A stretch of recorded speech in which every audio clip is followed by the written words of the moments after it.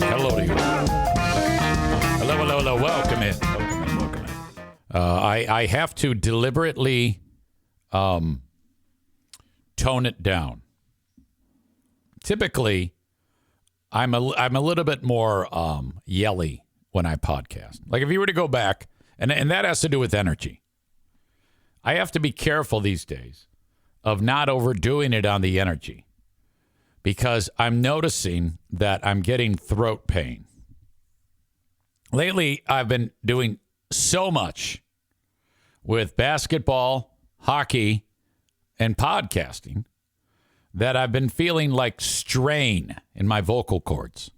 And I'm like, uh-oh. Now, this can turn into a chronic, I can't even think or talk, condition. Felt like Mel Tillis right there. So, considering the fact that I'm on the verge of starting this new job, that's all I need. So, I've got to kind of like tone it down a little bit. I noticed that I'm just feeling like little twings and twats. Well, not twats. Twings and twats and things. And Chris suggests tea, Big Fraud Zane. I need to look into the mechanism of what tea does. Is it just because it's warm, or is it the herbs of tea create a soothing sensation? Because I notice that when I drink the coffee, it feels better because of the heat, I think. I don't know. I have no idea.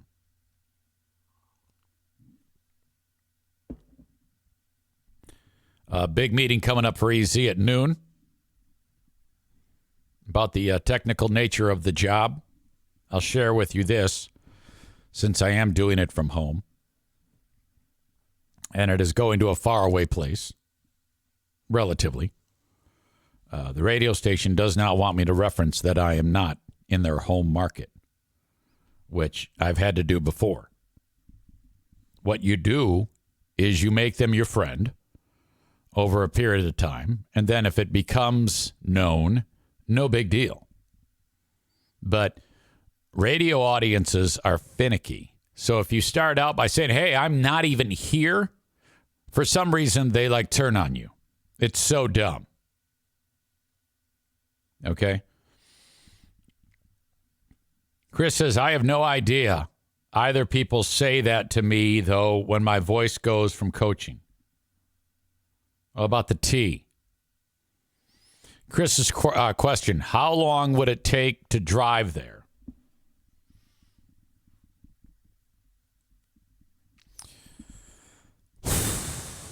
Boy, if I answered that, that would, I mean, then you're looking at a geography that you can narrow it down to.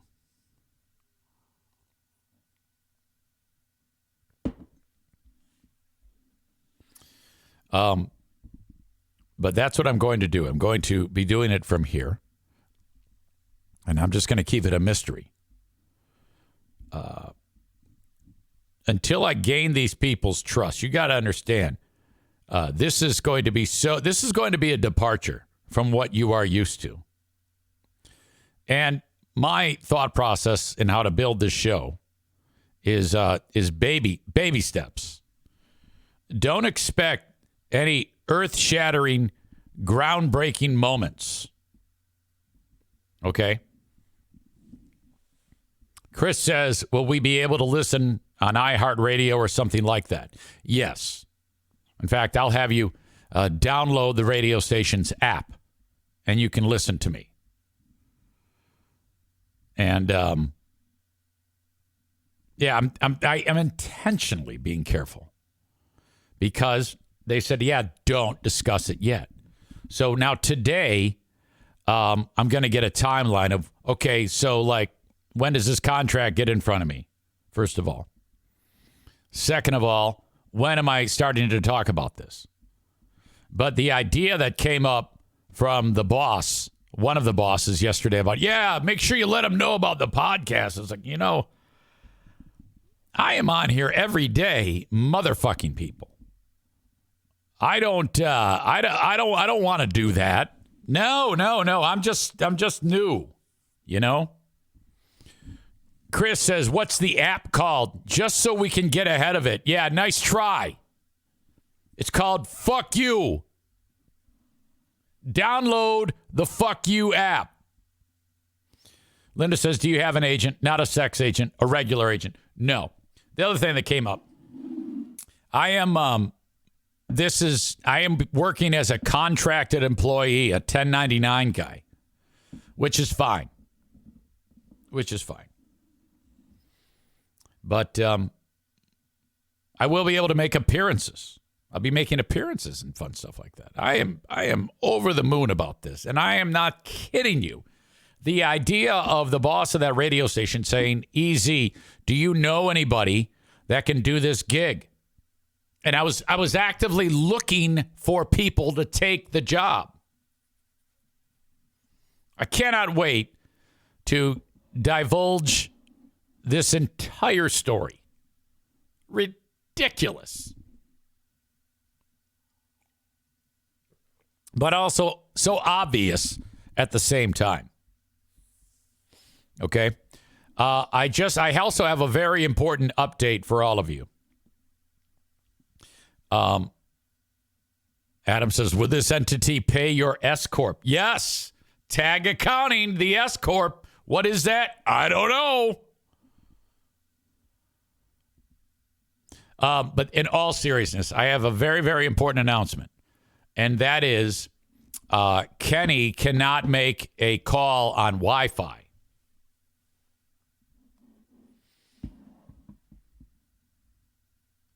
Chris says, what changed from you looking to you taking the job? Well, that's the best part of the story. And I can't give that to you yet. Because then I'll kind of get into a quagmire where it's a slippery slope. I'll have to reveal more information to you, and I'm not supposed to do that right now. This outage is still a major deal for people. I wonder if Ding Dong's got his phone back yet, because I know... Hello. No, it goes right to his voicemail. Whenever anything faulty happens to the guy, he's got to tell you about it. So, like, if Kenny breaks his toe, he'll leave the house, and there'll be a homeless guy there. And he'll go, hey, mate, I just broke my toe. Ow. Oh, my back. Oh. And then he'll walk 4 steps, and there's his neighbor.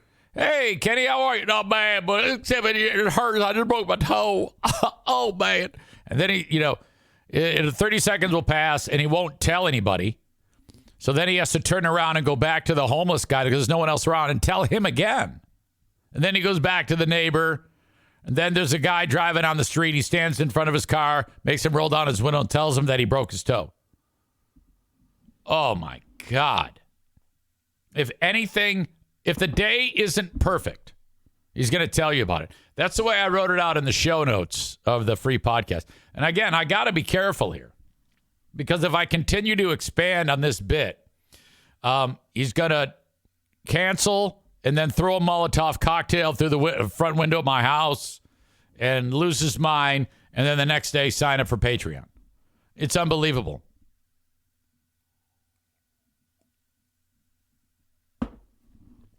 Breaking news on Kenny, Maureen says. Breaking news! The breaking news on Kenny is that he cannot make a call on Wi-Fi.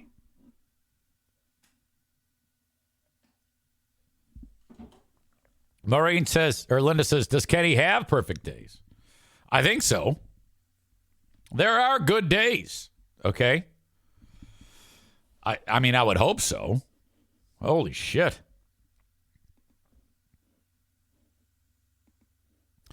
I don't know if you saw the story about that Boeing airplane that started falling apart in the sky. This is the same, a Boeing airplane. You know how they had that door plug in that one giant jet, and they just put it on there and like put Scotch tape on it to hold it in place. They're 25,000 feet in the air, and the thing blows out. The air rips some kid's shirt off. Phone goes flying out. Amazingly, nobody else got sucked out of that thing. Now, the wings are falling apart on Boeing jetliners. Audio check, video check. Here you go.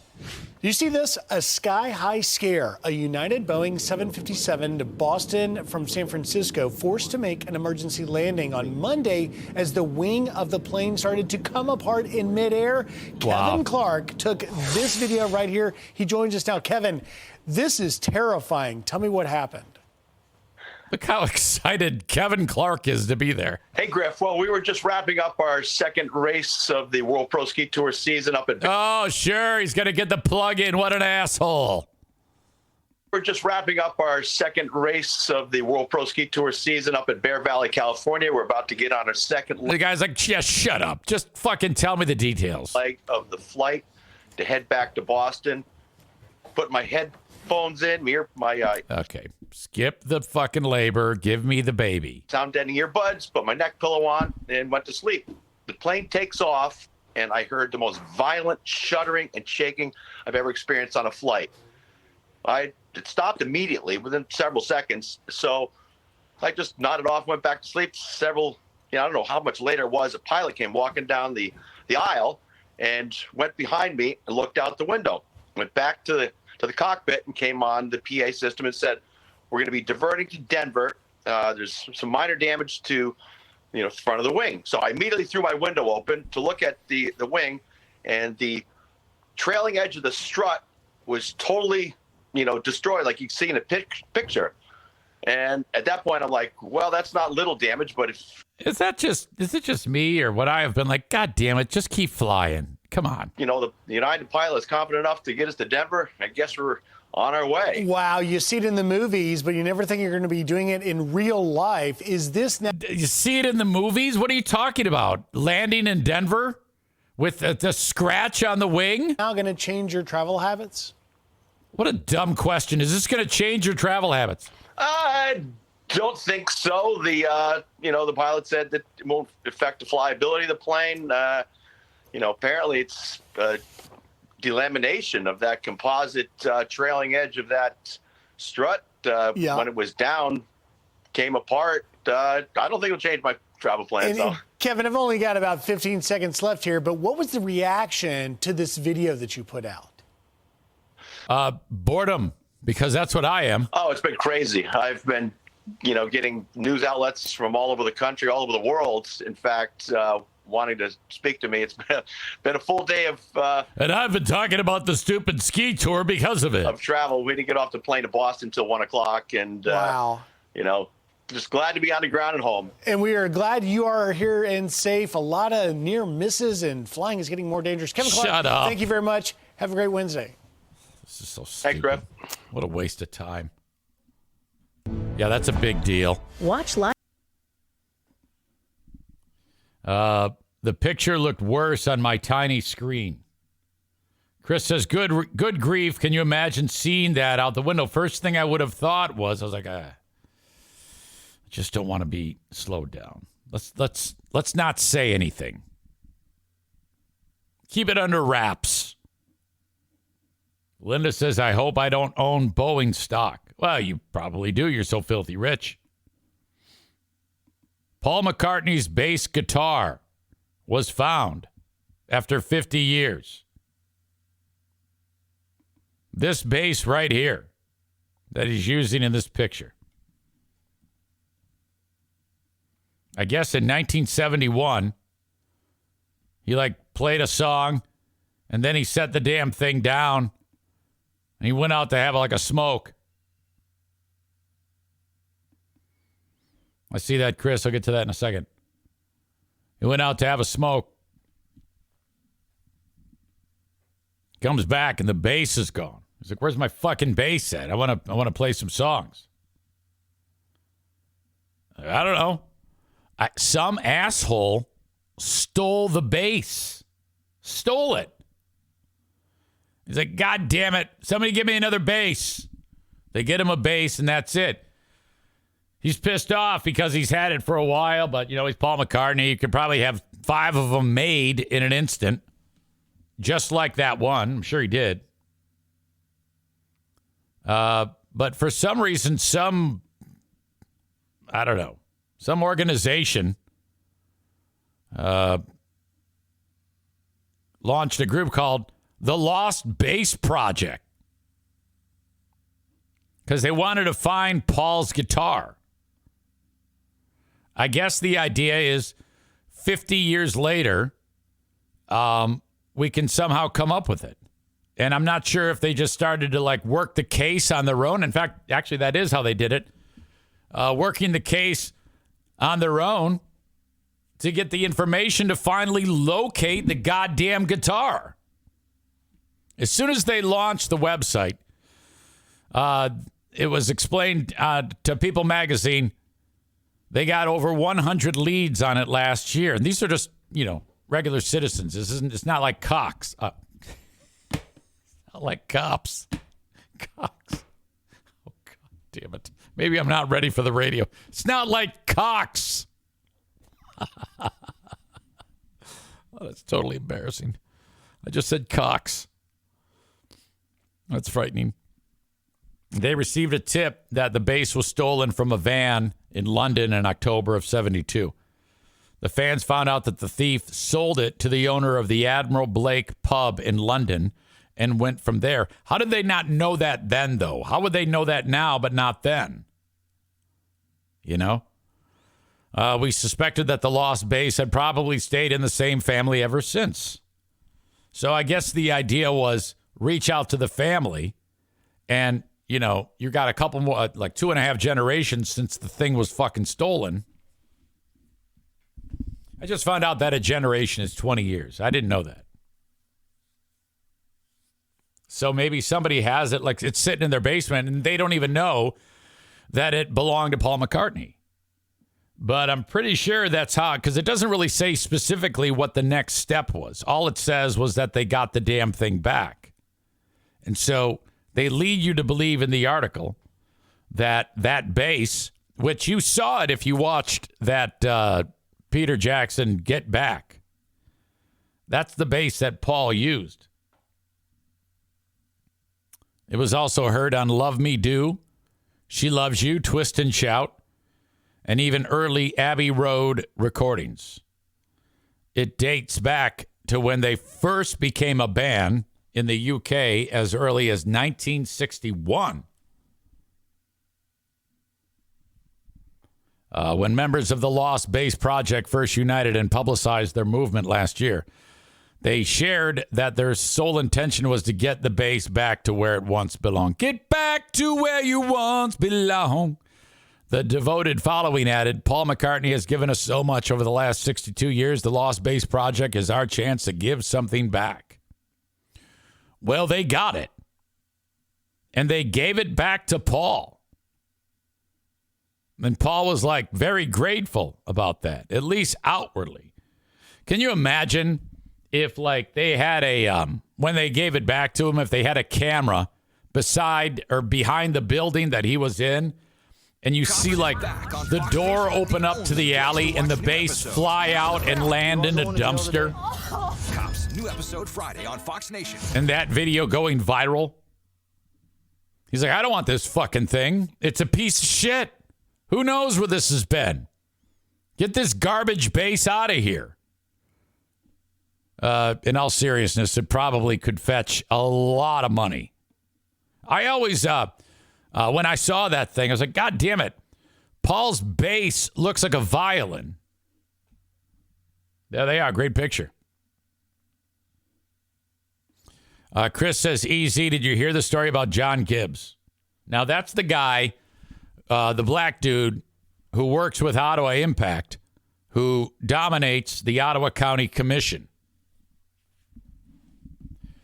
He ran for Congress and lost to a Democrat in District 3 in Grand Rapids, Kent County area. First time a Democrat's won that spot in 40 years. He was backed by Trump. He lost. Then he resurfaces in Ottawa County as the county administrator. a hired position. They hired him because he's MAGA, an extreme right wing. Well, then he lost favor with them because he hired a guy who was a young dude and then overlooked a guy who was much more qualified to be his assistant. And so the guy who got overlooked sued the county for age discrimination, and he's going to win. At about that time, Gibbs starts hearing that they're not happy with him about all of that, and he starts to think that he's going to get fired. So he has his lawyer draft a letter saying, need I remind you, you cannot fire John Gibbs. We talked about it here. You can only fire him for insubordination, derelict of duty, or any other malfeasance of cause. You can't just fire him. Now, you could make the argument that him hiring the young guy over the old guy actually is cause. Who knows? But Gibbs smelled the writing or saw the writing on the wall. You can't smell the writing. I guess you could if you wrote it in poop. But he's like, okay, yeah. So he fires this warning shot. You better not fire me. Well, since then, it's all gone downhill. Last commission meeting, Gibbs was nowhere to be found. He didn't even show up. And today they had a special meeting, and they just announced that Gibbs has been placed on administrative leave, has been placed on leave with pay. And in fact, it's crazy because they actually voted on it, the 11 commissioners, and they all voted to put him on leave, but the Democrat did not. Doug Zylstra from Holland, Michigan, he voted to not put him on administrative leave. And I'm like, what the fuck is going on here? So they're going to have the deputy, the young guy that they hired and subsequently is going to get sued for, filling in for now. The board's vote came after the commissioners spent more than an hour in closed session to discuss complaints against Gibbs and consider his offer of resignation. He made an offer to them just the other day, pay me like $630,000 and I leave. So that would be another huge amount of money that if they did agree to that, and I don't know if they are going to agree to that.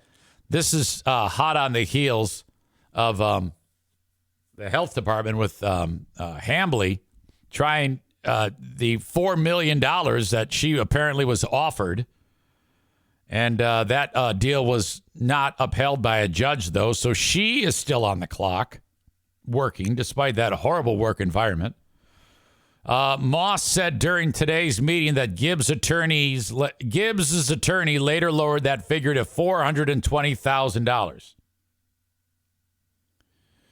Mr. Gibbs is not demanding a king's ransom like some of his contemporaries. The letter said from Gibbs' attorney wrote, referencing the $4 million that Hambly's attorney said the board had agreed to pay her. I guess big picture here. You've got a guy who was lockstep with these scumbags, Kevin, and how quickly they turn on each other.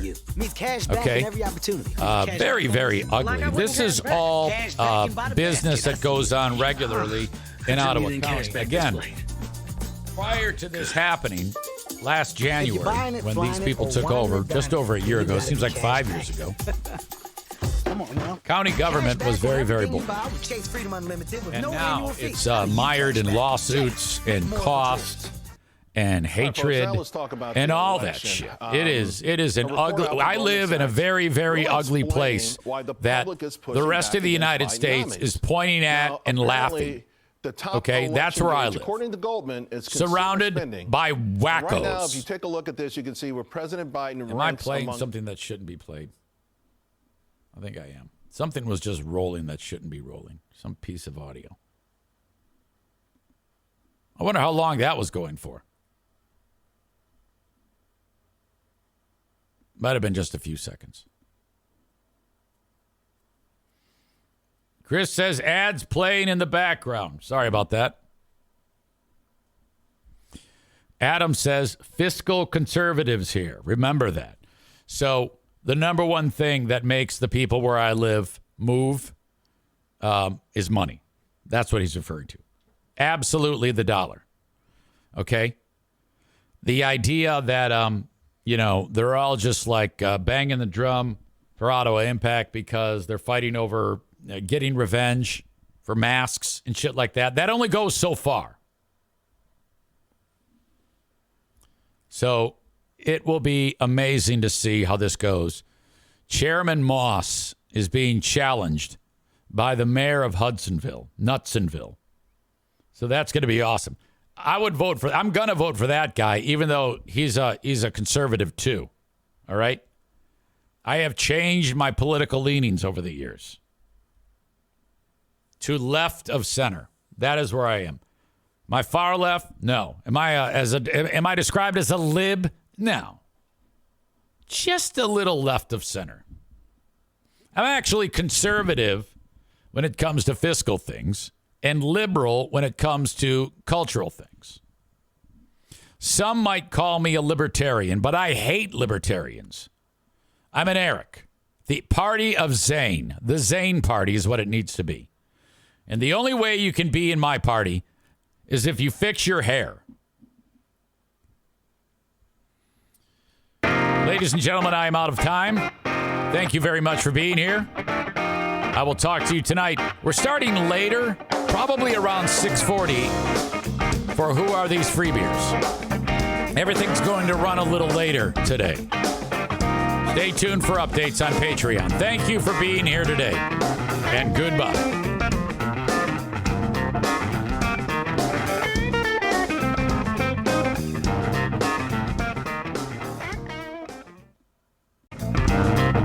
Summertime in northern Michigan. What was that?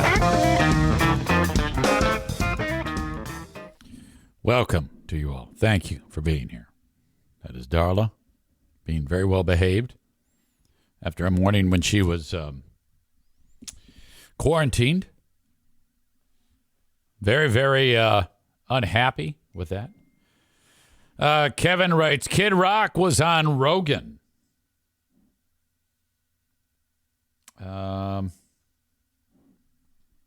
Okay. Hold on. I'm responding to a text.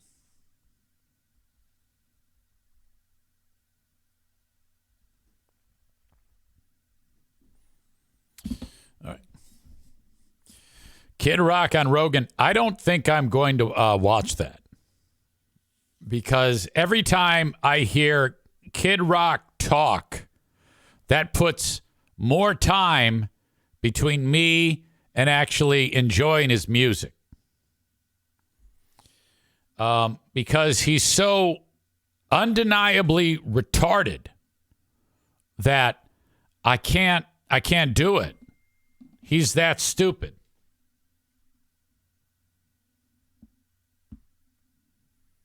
So that's kind of the way I am about it. It's like, yeah, so I don't want to hear from him. Anytime that guy talks, he's just so goddamn stupid that it just drives me up a wall. Well, anyway, welcome in to the Eric Zane Show podcast, the Patreon bonus. Hope you're all doing wonderfully. I want to share with you a little story. The lady was driving a bus, and the students were tormenting her. This video is making the rounds right now. And the bus driver freaked out. Okay? And the students had been, like, no lie, from what I read, putting tacks, like, onto the seat, and she'd get stabbed. And it said needles, like hypodermic needles. And I'm like, wow, I really find that hard to believe. I don't know, but that's what it indicated. Story also went on to say that the students found out that the bus driver was allergic to perfumes. So the kids would just spray it into the air. All right. So the bus driver is fucking driving the kids to school, and then it has had it and freaks out. And some brilliant kid started to record. So I haven't seen this shit. I watched like the first 10 minutes or 10 seconds where it says, God damn it, how much more do you expect me to fucking take? The bus driver. So let's get into it and see what's up here. God damn it! How much more do you expect me to fucking take? Give me the perfume. No, I didn't do anything. I can freaking smell it. I didn't do anything. I didn't spray anything. Okay, so we all know the kid's lying. So then she turns her rage to another kid. Sick of you. I'm sick of all of this shit. I'm done with it. I'm gonna start kicking some fucking serious ass. This reminds me of this is Sarah Rook Roosh. Sarah is this much of an ass kicker. Oh boy. You do not want to piss her off. I just picture Sarah doing this. Do you hear me? Yes. My foot's gonna be so far up your goddamn ass, it's gonna dangle out your goddamn nose. Yes. I am so with her. I'm done with you. That phone in your bag. Now you give it to me. All right, fine. Done. It's going in. God dang it, I can fucking smell it. I didn't spray anything. I'm allergic to this shit. Open I didn't spray anything. They just like to It's start right in the shit. big. It's right in the big So backpack. It's in Oh, the wow. big zipper. You like to start shit too, Maya. You're no innocent angel here. I'm done with this shit. Done. This was my bus driver when I was a kid, Mr. Nowicki.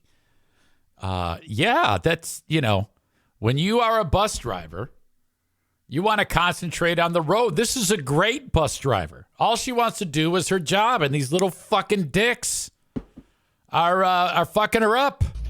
I've had my fill. I'm done with it. I'm ready to walk off this goddamn bus right now and let you people walk the fuck home.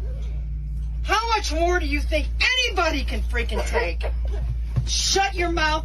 I don't want to hear another goddamn word out of your mouth. Okay. See, the kid said okay, and she whips around. Okay. Excuse me. What did I just fucking tell you? You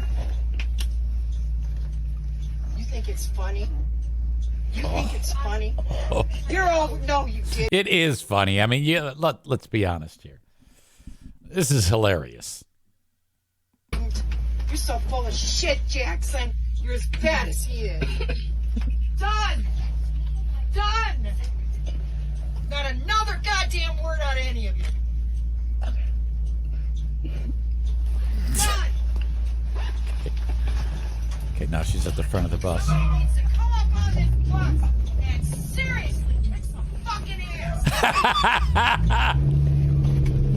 Oh, now she's moving again. Send that to me. I got the whole. Did you hear the kid go, send that to me? I used to love this. Oh, this is, she said, I used to love this job.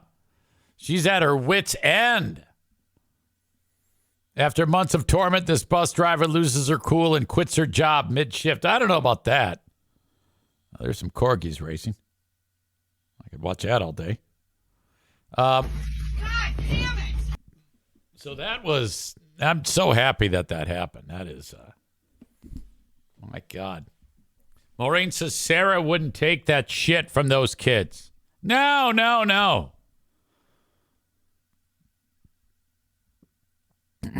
Chris says kids can be the worst. Aaron says, isn't this a really old vid? Yeah, a few years ago. First time I've seen it. Yeah.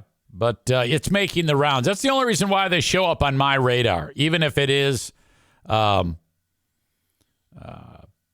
There's always one wet blanket. There's always the errands who throw the wet blanket on the deal. Oh yeah, this is old. What is your deal? It's new to me. You're the only one here who's seen that. The quote, I will drive this bus off a cliff. Oh, my God. I wonder if she got fired for that. She probably got put in jail. Holy crap. All right. This story from somewhere in Georgia, along the banks of the world-famous Chattahoochee River, Columbus, Georgia. A guy is fishing with his pals. They're throwing and dropping a line in. And this guy gets a bite like you wouldn't believe. And he's like, oh, man, this is a large catfish. And they're like, you're not kidding.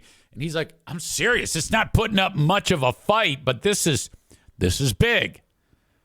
It all went down where he was like reeling it in, and he got the impression that he might have like snagged it or something like that. Have you ever seen, heard sometimes people snag a fish, which isn't great, but the kind of like the hook just buries itself in the side of the fish. You don't want that. But sometimes it happens. So he gives it a yank. He's like, all right, I got to bring this thing in. Bringing it in. God damn, this thing is huge. Not putting up much of a fight, but it's big. God damn, maybe you got one at the end of its life cycle or something. And then, hang on. I got a chive. I had a salad just before the show. Hang on.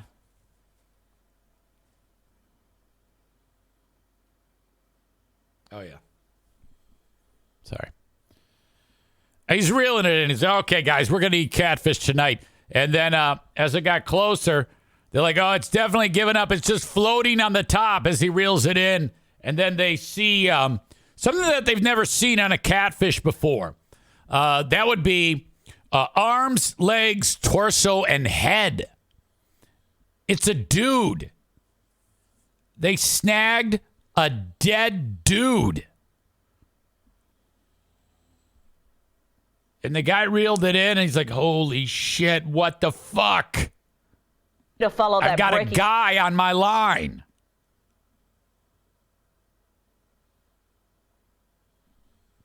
Sarah checks in with bus driver lady. That was fantastic. Here's the news update about guy who caught a dude. News now, a body found in the Chattahoochee River. That's according to Muskogee County's coroner, who's on scene along with first responders. Newsletter 9's Gabriella Johnson, also where this is all happening along the Chattahoochee Riverwalk. And Gabriella joins us live. So, Gabriella, it's been an active scene since we first reported this about an hour ago now. Tell us the latest tonight.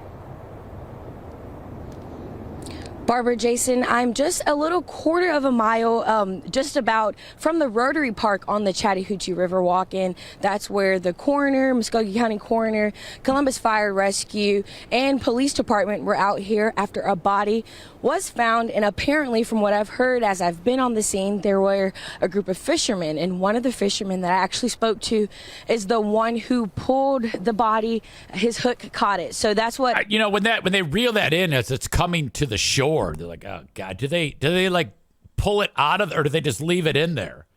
I would assume they would pull the body out, because in the event that whoever it is, unless it was like, been in there for a long, long time and bloated and obviously not alive, I would just, because I'm picturing them pulling the body out and like the arms come off and then they like fall backwards, shit like that. We're working and learning. That's the latest that we do know. The coroner and the rest of the rescue team have gone a little bit back near Bulldog Bait and Tackle to figure things out and everything. And that's where I'll be headed to learn more from the coroner about who this person All right, I think we got B-team news here. is, or if they're able to identify and everything. So we will keep you guys with the latest. Back to you. Yeah. All right, certainly a heavy police presence out there this afternoon, and I know you will continue to follow all of this for us, Gabby, and keep us updated. Thank you. Much more tonight on the news at 11. Oh, my God. Jesus. Yeah, that's going to put a damper on the old fishing trip, And then, you think about it. If the fishermen had caught any other fish that they were planning on keeping, do you want the fish that have been like passing corpse juice through their gills? Stevie says, was she saying coroner? You mean like the reporter? I don't know. I know that she said bulldog as boo dog or bow dog. Near bulldog. That's typically a Southern thing. A lot of times with our African American brothers and sisters, the coroner and the rest of the a word like bull learning, that's the latest. Caught it. So that's what we're working and learning. Comes out as bull. That's the latest that we do know. The coroner and the rest of the rescue team. No, she said coroner, didn't she? I thought she said coroner. Latest that we do know, the coroner and the rest of the rescue team have gone a little bit back near bulldog bait and tackle to figure things out and everything. All right, yeah, she's new. She's pretty green. She's probably messed up. Anyone ever discover a body? Chris says through their gills they've been eating. Oh yeah, that's right. They've been eating that guy. He's the fish are full of dude. You're right. Oh my God. Maybe she does say corner. I don't know. She sounded out. Aaron says she sounds out of breath. Yeah, I think you get a new person on TV and they're kind of a little wet behind the ears, kind of suck. Stevie says. Yes. I mean, not at a funeral.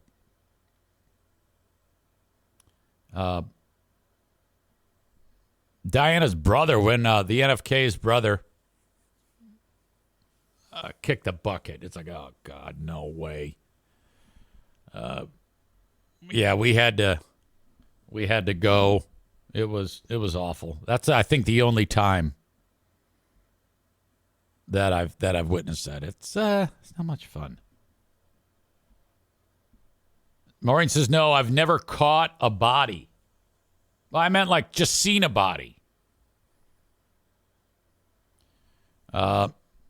Nick in the arena says, radio legend Jay Thomas talked about reeling up a big duffel bag wrapped with chains by New Orleans.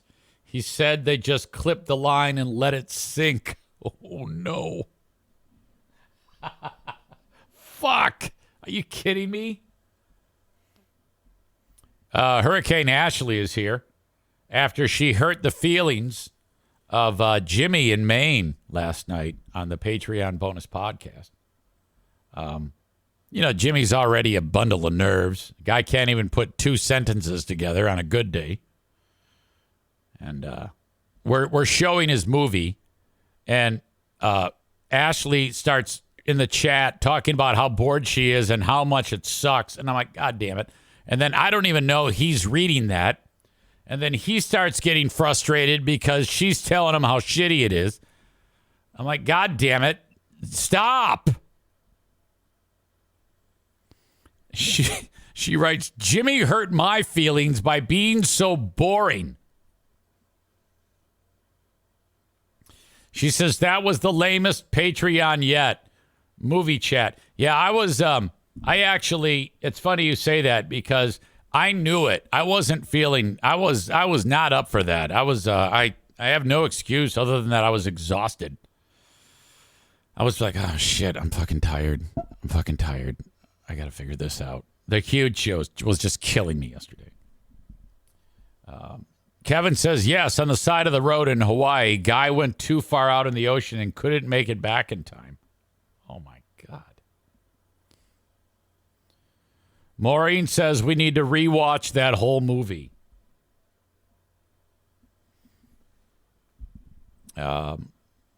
Patrick says, oh, no.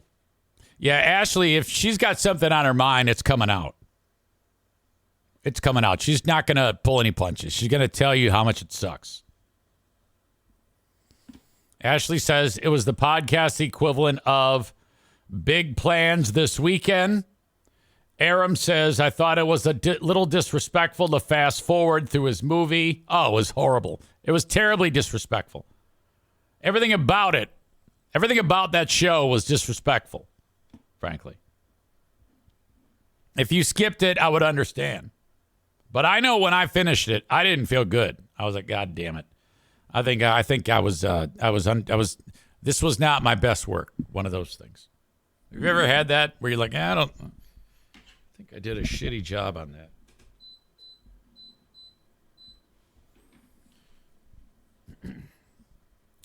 All right. Ashley then indicts Aram and calls him a wuss. What did Aram do? What is wrong with you? Why are you what's gotten into you? Maureen says that's why we need to watch it again. We missed most of it. Yeah, that's a good idea. I think at some point. Nick says Easy was jumping through that movie like he was searching for the money shot. Stevie says I wanted to see it too. Yeah, we'll have to go back and do it. I know Ashley recently canceled her Patreon. So what we'll do is we'll wait until because it gets to finish out the month. And then when she's not around, the rest of us normal people will actually sit down and watch the film, another Jimmy Film Festival, a redo. I can promise that. How does that sound? Maybe split it into 2 parts. That's another good suggestion.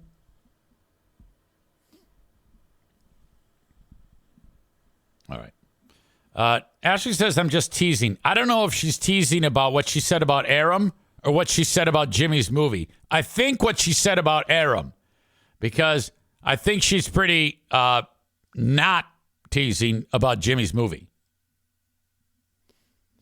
Ashley says, I can always make Thursday nights. Well, you're not. Yeah, but you canceled your Patreon. There's only one way you can watch it. That's if you're on Patreon. So when that runs out, which will be eventually, then you won't be there at all because, that. All right. Anyway, enough about that. They landed that lunar lander on the moon. And talk about disappointing. They have no footage of it. And we had footage from multiple cameras from years ago when they dropped one down on Mars. How do they not have a camera when they dropped it down on the moon? But there's nothing. I watched that damn thing, and all they did was showed Master Control going, yay, we did it. The touchdown came and went. Then they received a signal that it had landed. It is a 14-foot carbon fiber craft that landed on the moon. NASA gave the company that put the thing out there, it's private, $118 million to build and fly it. Part of its effort to commercialize lunar deliveries ahead of the planned return of astronauts in a few years. So that thing goes there, and I don't think it comes back. I think it just stays there. The company is called Intuitive.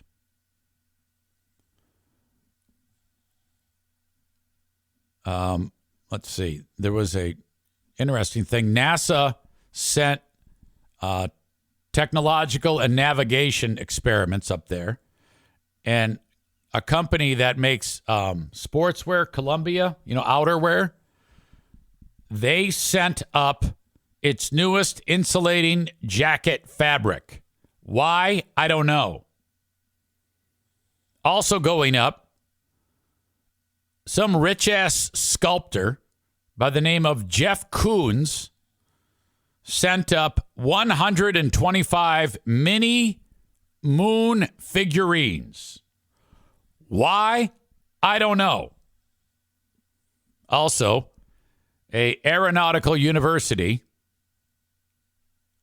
I guess, had a set of cameras to capture pictures of the descending lander, but we don't have that yet. So I'm hoping to God that happens soon. So I don't know if this is all in an effort to get to the point where there's going to be lunar tourism, but I can't think of anything that I would love more than to be on the goddamn moon. Holy shit. I would be interested in it well after we had about 5 years of no problems. Okay? We can't even get down to see the Titanic. I think it's one thing to send astronauts up, But I think it's a little bit different when it comes to sending people to the moon. I for some reason, I want it to happen, but I'm kind of concerned that it won't, that something bad could happen. James says, I was pissed too. I thought it crashed. Aram says, Jimmy's movies aren't for everyone. I understand. Ashley says, well, the reason why Ashley can't get on board, because her brain operates on another level. Okay? You got about 5 seconds before the ADHD is going to put it in another direction. She can't hang. She says, I'll find another $10 if it's worth it. Based on last night, you're losing your touch. Oh, okay. All right. There we go. Aram says it might be time for Ben and Eric to rebrand. I'm not sure what that means. I don't know what you're suggesting there. It's really difficult to try to translate where people are coming from sometimes in the chat, you know? I don't know what you mean by that. And Ashley, it's like, oh, God. Ashley is the one that I think everything out of her mouth must be taken with probably the biggest grain of salt that has ever existed. All right. While I agree it wasn't our best work, I'm thinking she might be overreacting slightly. You know, she's up at this level and everyone else is like here. She's on a totally different plane. She's very hyper, very, very hyper. Okay. And you got her for about 8 seconds and then she's gone. And she's going to like take off her shirt. It's fucking crazy. Aram says, I didn't mean anything by that. Assuming that is what Ashley is suggesting. Ah, okay. I think we need to go to the direction of only easy fans. Yeah, I don't know. She says that really gets the people going. We're still recovering from that, madam. Still recovering. Sarah says she always enjoys it, as do I. As do I. All right. I've got fires to put out today. Since the end of the free podcast till today, we're having 2 major family issues. I get a text from Jackie that says, I need your help. And I'm like, oh, no. All right, without getting too much into it, as my once little kids who are now all adults, one is trying to get in the other one's lane. It's all about the lanes. I'm going to stay in my lane. Jackie wants to get out of her lane and get into Madison's lane. And I'm like, what are you doing? I'm not going to give you all the details because I don't want it to get out. It's just too much. But I actually had to say, do you realize that if you continue to have this attitude, this will be one of those moments that is going to affect your relationship with your sister for a long, long time and maybe forever. Start to wrap your mind around that and then ask yourself if it's worth it to have the attitude that you currently have. Or can you just fake it, get on board, and then go about your day? That's up to you. And she's like, well, why don't you do something? I go, I've got my own problems. I'm not getting involved in this. Yeah, but don't you care? I go, it's not about caring. It's about learning. If I start to try to parent my adult children, okay, granted, they're young. I mean, Jackie's 26, so not that young. Madison's 21, young. I go, if I start to parent at that age, how do they learn? How did you learn? Did I helicopter over you? No. I let you do stupid shit, and then you learned. That's how it goes. I'm not getting involved. And I actually said I've got my own problems. I am done. I'm out. My chips have been cashed. I got to take care of mom's brother. All right? That's what I'm worried about. I'll take care of the dogs and Uncle Kevy's asshole and my business. I'm not getting involved in this. And that's it. I've said my piece. Forget it. I'm out. And then she wrote, "You're too wise." I go, "Too wise?" No, I'm the perfect amount of wise. You know?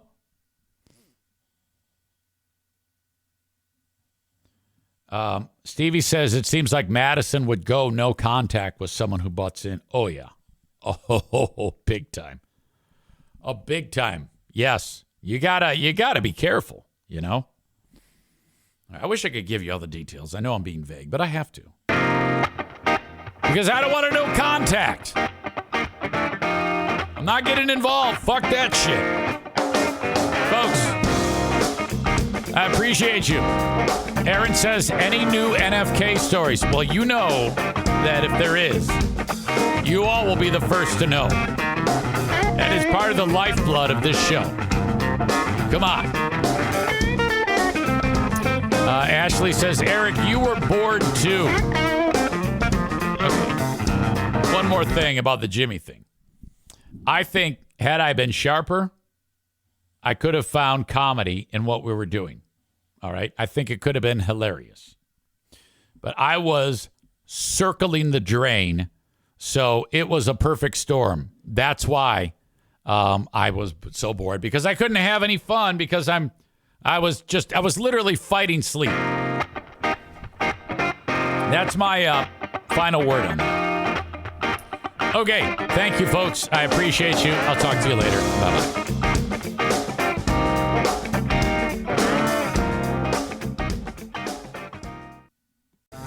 Hello. Welcome in. The Eric St. Show podcast. Everything's in a different place, so it's all confusing to me, you know, after switching this room around. But I like it. I think it'll take some getting used to. But Kuipers is in the Dominican Republic. How about you? Maybe you'll find some hot tamale that you can bring home to mommy. You know, Kuipers? Jesus.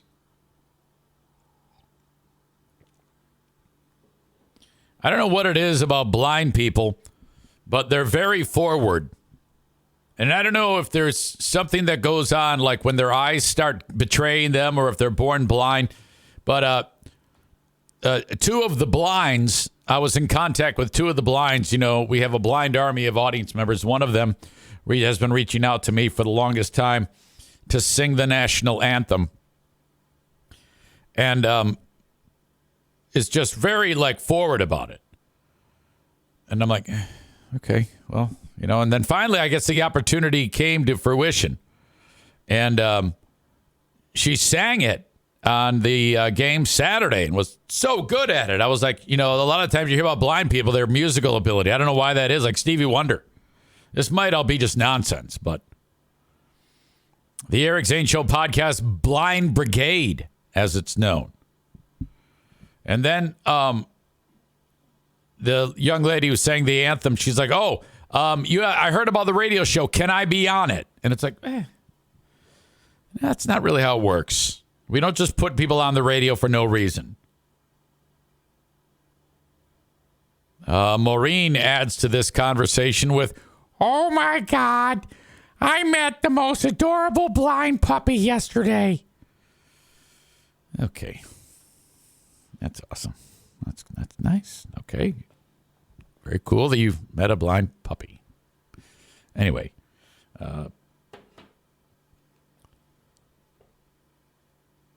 Saul, wait a minute. Kenny says, what was the girl that kept calling the BBL show? It was the girl who sang the anthem. Yeah, her. You nailed it. I forgot that I put her on. Why did I put her on? I was like,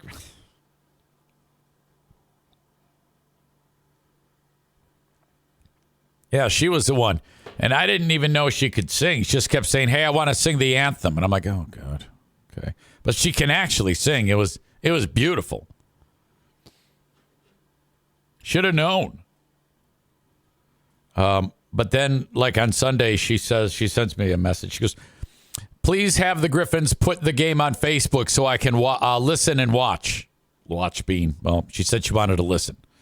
And I go, well, we don't really do it that way. It's not quite that simple. Kenny says it was because we were screening the calls live. Oh, God. Phone call roulette.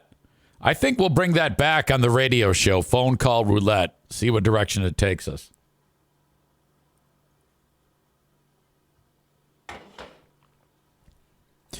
And then there's another blind issue.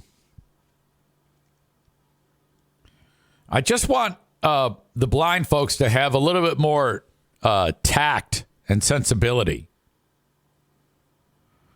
Tyler writes, she kept calling and you didn't have a call screener at the time. Then I think you had to ask her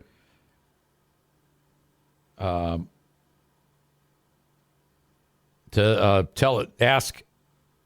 I can't read it because there's something covering your line. I don't know why. There's always like an emoji covering it.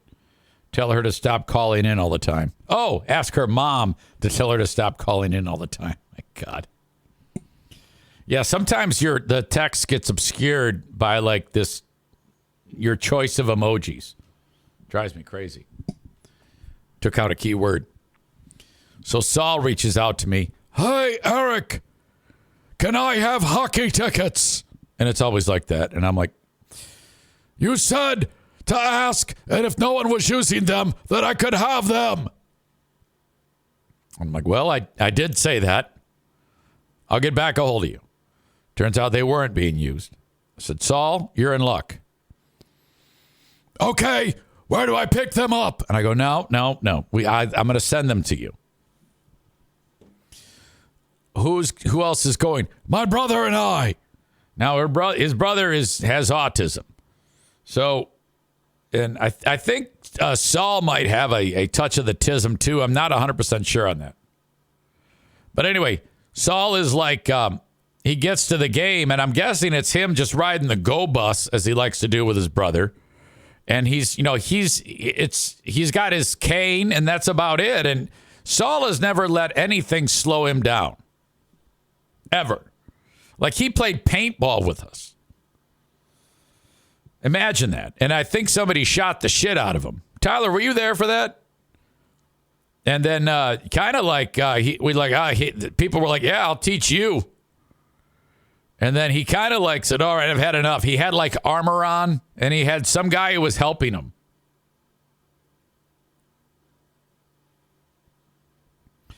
So I get him the tickets. Are the tickets under Diana's name? I go, no, I'll text them to you. All right. The game's at 5. Yes, I just sent you the tickets.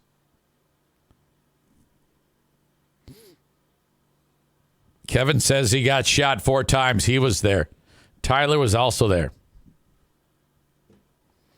Then Saul tries to claim the tickets, and he must have hit the wrong button because I get a note. It says the tickets have been denied.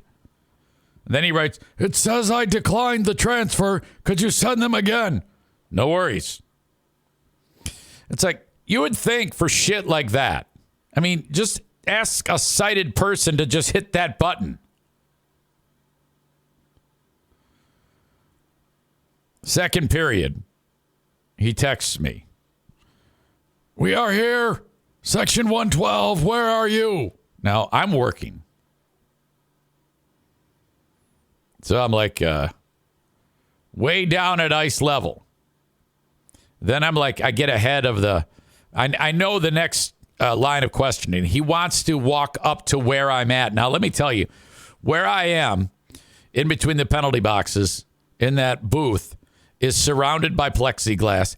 It's uncomfortable and awkward, the interactions that I have with people that have sight, because we can't communicate. I can't read lips.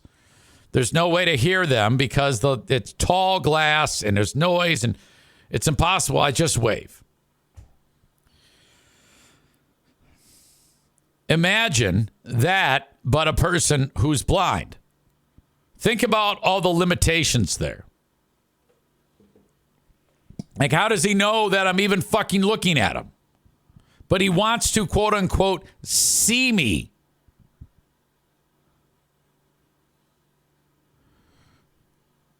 Kenny writes, where are you? LOL. Behind the mic, dummy. Tyler writes, hey, Eric, can I be your co-host on your new show? Yeah, when's he going to say, hey, Eric, can I fuck your wife? So, wanting to get ahead of this, I write, Saul, I cannot really interact with anyone as I'm behind glass. Have a good time at the game. That's it. That should do it. Right? I mean, then he writes, if I walk around the glass, will I find you?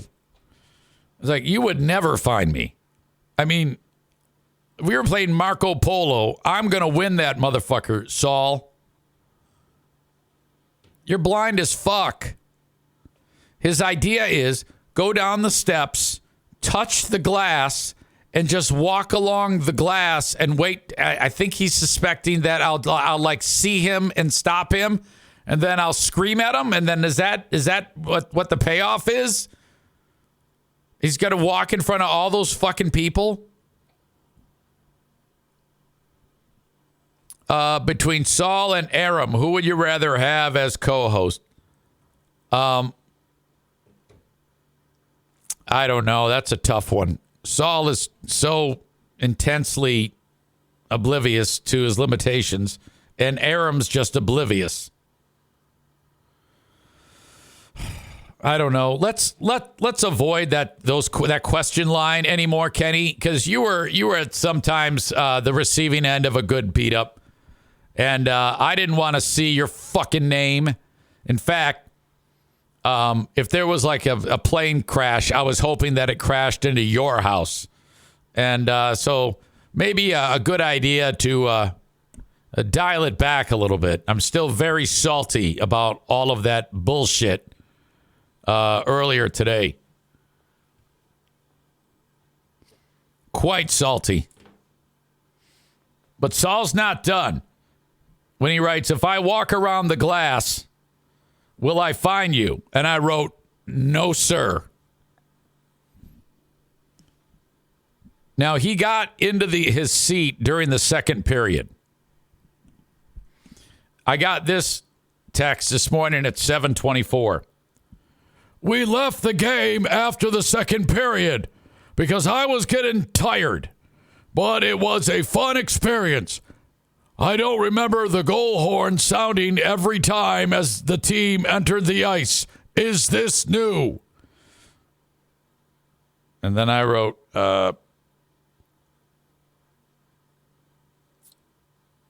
yes, that is new. So, like when they score, the goal horn goes off. But now when like the second periods, they're coming back from the locker room to start the period. Let's welcome back your Grand Rapids Griffins. And then somebody hits the horn. Well, Saul picked up on that. So he wants to know if that's new or not. Well, yes, that's new. All right. In my personal opinion, I am not a big fan of it. The crowd noise is already loud, and I don't need a loud horn blasting in my ear every 20 minutes. Yeah. All right. Thanks. Thanks for that. I didn't ask for that, but all right, if you feel so inclined to let me know. So basically, we go through all this rigmarole to get you the tickets. You finally get to the fucking game. You stay there for 15 minutes, and then you don't like it, and you tell me. You're right. Overall, it was a fantastic time. Overall, it was a fun experience. It doesn't sound like it was a fun experience. Tyler writes, hey, Eric, can you do play-by-play through the speakers for me? Aaron says this relationship seems to be a burden. Yeah, a little bit. I don't think I'm going to give him tickets anymore. So, Saul, if you're listening to this, maybe this will be part of your development. Beggars can't be choosers. Typically, when someone gets something free or someone does something nice for them, you then don't turn around and bitch. Also, why the fuck would I want to, say hi through the glass? Okay? God damn it. I think I need to go back to the drawing board about barriers. Today is full of barrier building. This is a Trump build the wall day today. After all the shit I've been through and interactions like this. God damn it. What a fucking fatiguing, exhausting set of scenarios this is. I'm way too nice to people. I think I need to really amp up the intensity of being more of a cock. All right? Tyler writes, you would think the extra noise would enhance his daredevil vision. By the way, Aaron, you were, in fact, a wet blanket last week, in case you're wondering. You were the wet blanket. When discussing the crazy old lady on the bus, you were the one to give us the wet blanket scenario treatment with the, oh, yeah, this is old. Okay. And because of that made me wanting to beat the shit out of Amanda that much easier. You didn't get the brunt of it. She did. Okay? Nobody gives a fuck if something is old. Oh, my God. Yeah, this is old. All right.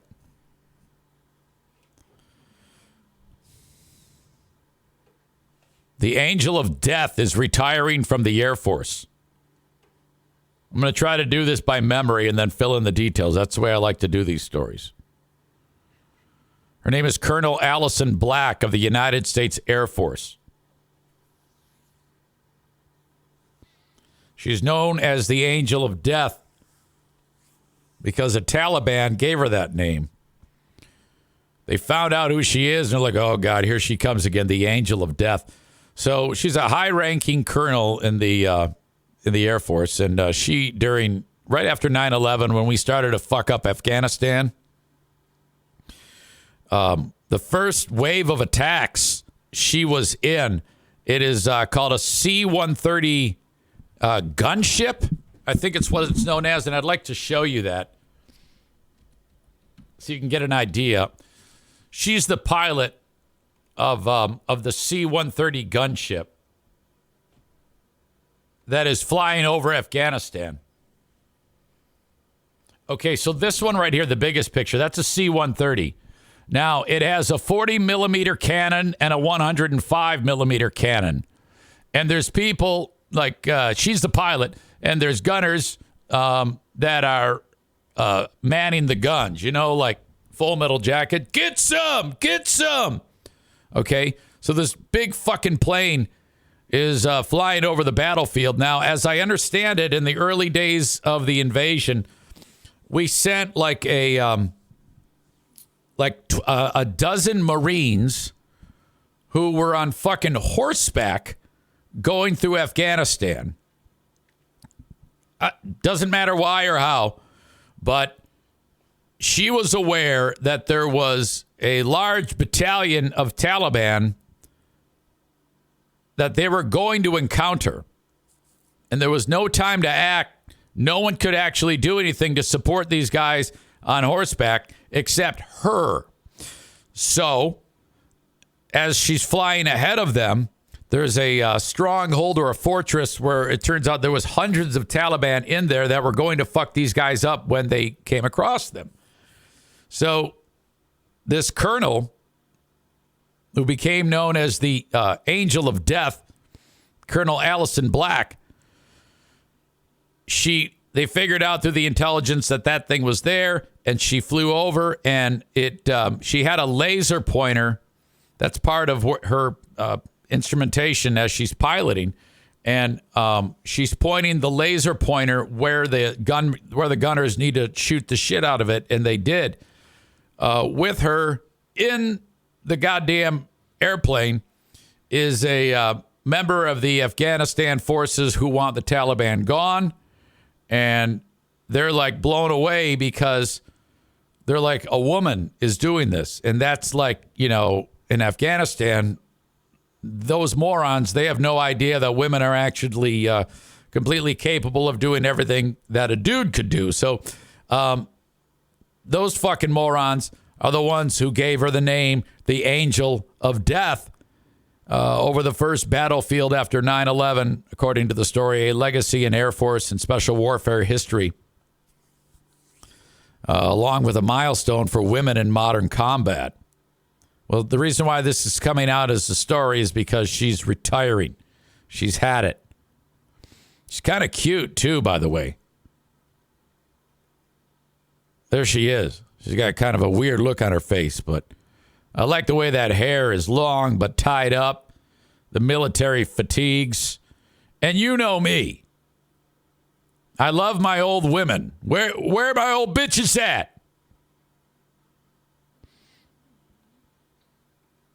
Aaron writes, couldn't help it. Low-hanging fruit. Bullshit. You could have helped it. Kenny says, cue Angel of Death by Slayer.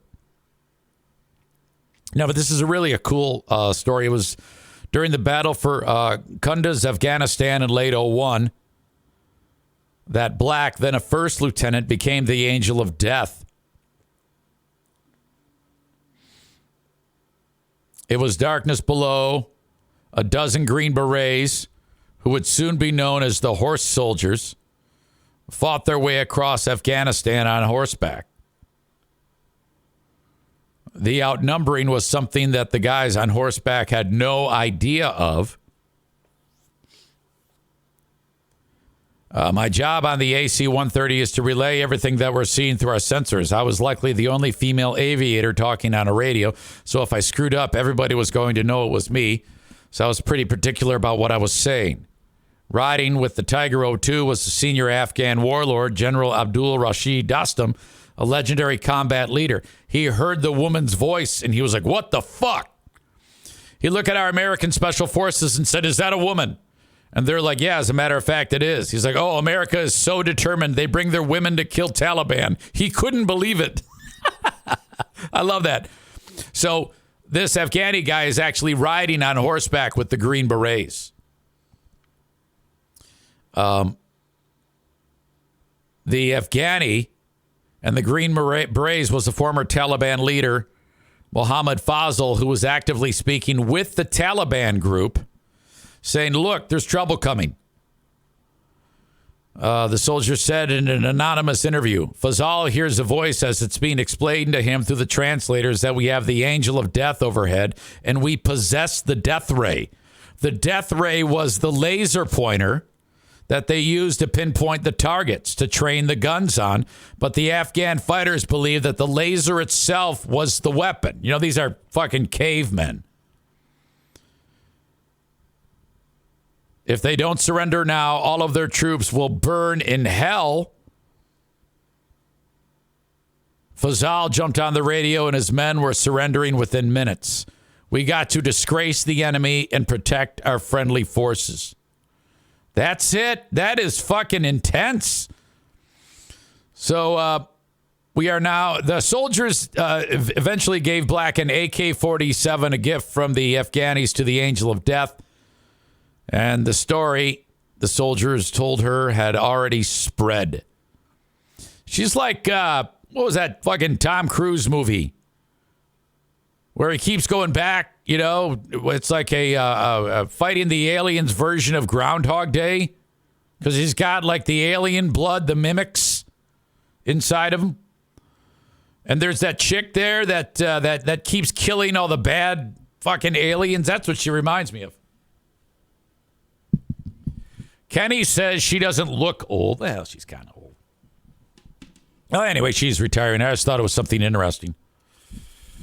If any of you want to point out anything like, that's old, or they talked about that yesterday on the news, or I don't like this story, or fuck you, please fuck off. Please just fuck off. The guy who walked out in front of the Israeli embassy in D.C. and lit himself on fire is dead. This fucking asshole.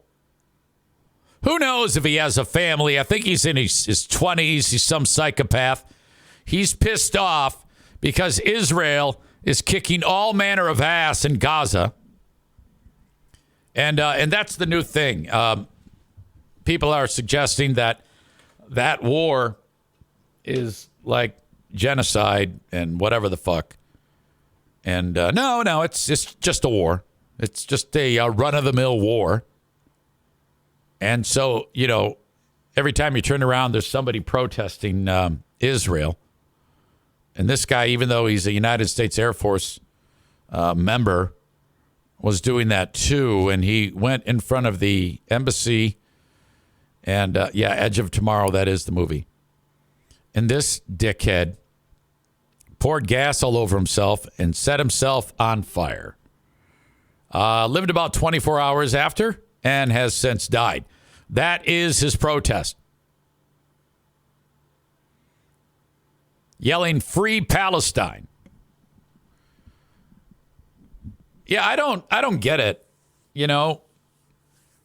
Out of all the things that have happened in the world today, you get the Palestinians go and kill 1,300 Jews who are just living their best lives. And then Israel responds and says, all right, we've had it. We're going to go through Gaza with a fine-tooth comb, and we're going to kill every motherfucker that we suspect who is a member of Hamas. All right? We're going to fucking put the hurt on you so goddamn bad, you won't even fucking dream about doing this ever again. And then after we destroy all your shit, we're going to leave, and then you're going to clean it up.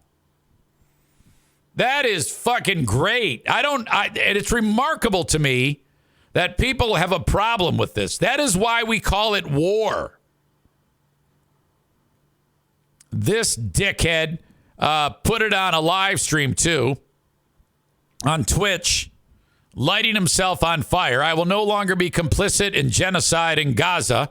I'm about to engage in an extreme act of protest," the man said before setting himself alight and repeatedly shouting, "Free Palestine," as he burned. The man says his name is Aaron Bushnell. At the start of the clip, according to footage circulating online, a spokesman for the Air Force confirmed that the protest is an active duty airman. He's now dead, though they would not discuss his identity or rank. Authorities at the scene can be heard asking, "May I help you, sir? May I help you, sir?" That's like something a waiter would say. And yelling at the man to get down on the ground when he was on fire. You see, I wouldn't have done that. I would have said, "Run around, wave your arms, put more gas on you." Look at this asshole. One person sprayed the guy with a fire extinguisher while another appeared to draw his gun. Why did you draw your gun? I don't get it. Badly injured. By the time first responders arrived, the flames had already been extinguished by members of the U.S. Secret Service. Boy, what a job. Man was transported to a local hospital. He reported today that he's dead.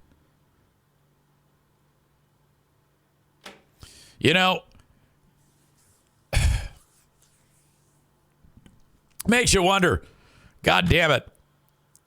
These people that are in the military, sometimes I'm like, I think we need a little bit more, maybe a little bit more check of the brain before we, I don't know. It's fucking nuts. The mystery of the missing leg has been solved in New York. People who were taking mass transit, you're standing there waiting for the train and somebody's like, "Hey, what the fuck? There's a leg down there."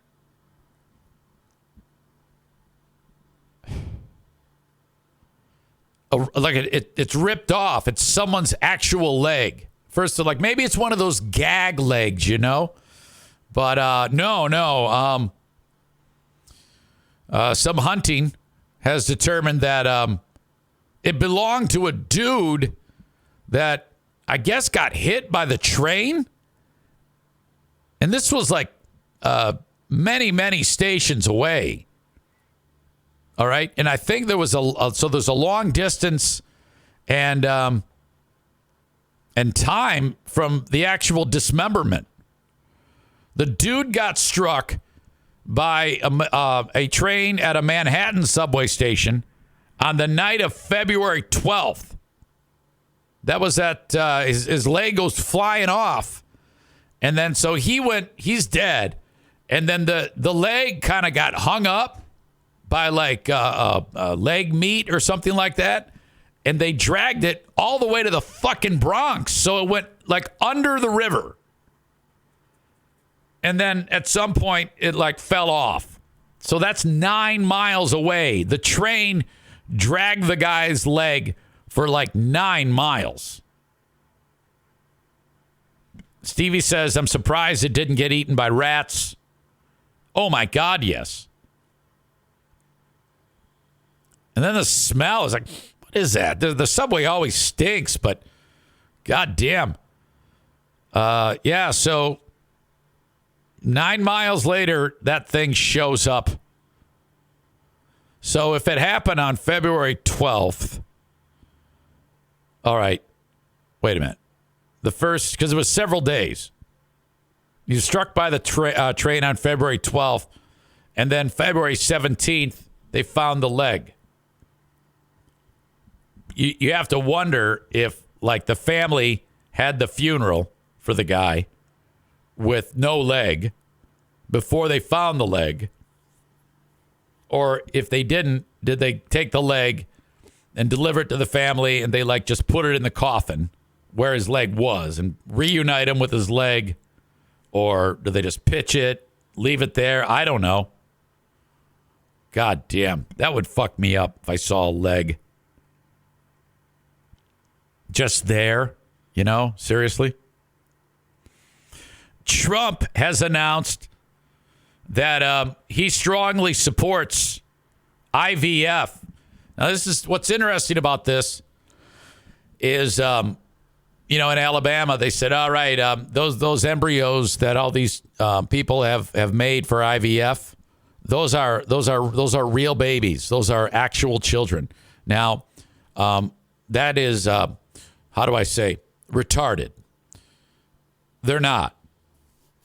And the court says, oh, yeah, they are. So that means all these IVF clinics are, God damn it, we're going to get sued. People are going to get arrested. This is terrible. So you got all these people who want to be moms and dads who now they can't be moms and dads in the state of Alabama. I mean, this is a critical thing for people who all they want to do is have babies. And, you know, when you do that, you extract mom's eggs and then dad's jizz, and then the scientists merge, you know, they do it in a test tube, whatever, test tube baby. And then they take them and then they have several viable, you know, eggs that are fertilized. And then they implant them in the mom's womb. That's the Reader's Digest version of how to get pregnant in a lot of ways. There are people listening to this show who they got pregnant that way and had their children that way. And now all of a sudden they've said, no, which is absolute horseshit. So the concern is for these far right wackos is that, you know, if you have all these viable eggs and then, okay, you're done, you just destroy them. I mean, you fucking flush them down the toilet. Who gives a shit? But we're in this weird spot in the world, in our culture, that, you know, when it comes to rights of the unborn, or in this case, the right of a single cell or a 2-cell fucking little thing, that they're treating it like it's a human being, which is the biggest crock of shit I've ever heard of. This is a horrible thing. Well, Trump is like, God damn it, let's get fucking, this is terrible. And I wondered what some of you who hate Trump feel about this. Because Trump's a Republican who the evangelicals love. So the evangelicals love the fact that, you know, these little things, you can't get IVF in Alabama because evangelicals are fucking stupid. But they love Trump. And Trump's saying, I love IVF. You know, we got to be able to do that. And he's right. He's absolutely right. And he's come out very strongly. And I'll say this. He comes out very strongly about it. Joe Biden needs to come out strongly about these things. Maybe he has, but it's more newsworthy when Trump says it because he's not afraid to fucking piss off his base. He doesn't give a shit. And say what you will, that goes a long way with people. Now, you might be like, oh, God, is EZ going to vote for Trump? Of course not. Of course not. I'm not going to vote for fucking Trump. But I think it's very interesting in the landscape for Trump to buck the trend and say, fuck you. I absolutely support IVF. He's calling on lawmakers in Alabama to preserve access to the treatment. It's his first comment since the Alabama Supreme Court ruled that led some providers in the state to suspend their in vitro fertilization programs and has left Republicans divided over the issue. I think Trump should just leave the party and just make his own party because he's a Republican in name only, really. You know, he's so fucking his own person. You know, he could just say it's the Trump party. Why not? I mean, it doesn't. Trump could say that he was in the suck my dick party. Okay. He could say whatever the fuck he wanted and he would win. That not only shows how strong of a following he has, but also shows how shitty his opponent is. All right. There is a primary tomorrow in the great state of Michigan. Trump and Haley. And this is all foregone conclusion. He beat the shit out of her the other day in South Carolina, which is her home state. Okay. Come on now. God damn. So anyway, let's see. Trump posted about it on Truth Social. He said in his post, he steered clear of declaring embryos to be distinct humans worthy of legal protection. His statement focused instead on the practical considerations for would-be parents trying to start families. It's moments like this that Trump will get an undecided voter because he's bucking the trend. Okay? He's showing that somewhere in that hodgepodge fucked up brain of his that there are moments of sanity and decency somewhere in that pile of shit noggin that he has. Okay?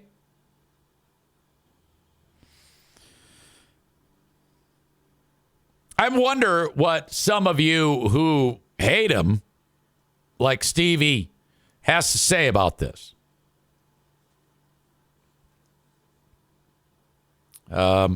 Chris says, kind of surprised he hasn't made a Trump party. Aaron writes, this is true, Chris, but the selection of jobs to choose is extremely limited for dummies. What is that over? What is that in reference to? You guys are having a conversation. Recruiting is way down. You don't even need a GED to get in the Navy now. And then Aaron says, this is true, Chris, but the selection of jobs to choose is extremely limited for dummies. I get you. Stevie says he still sucks. Well, yeah, but this is a great thing for him to say, though, without a doubt. You would have to agree with him. I know I do. With that, of course. Makes perfect sense. All right. Thank you so much. Feeling a little bit better on the Patreon bonus podcast after an ugly, horrible free podcast setting us back years, in my opinion. I don't know if I'll ever get over that. Thanks, folks. Have a great one, and I will talk to you later. By the way, the word on the street is now that Ben and I are going to do a first ever Big Fraud Sunday. What? Still working working out the details on the time. But that looks like that's going to happen. Okay, thank you so much. Talk to you later. Bye-bye.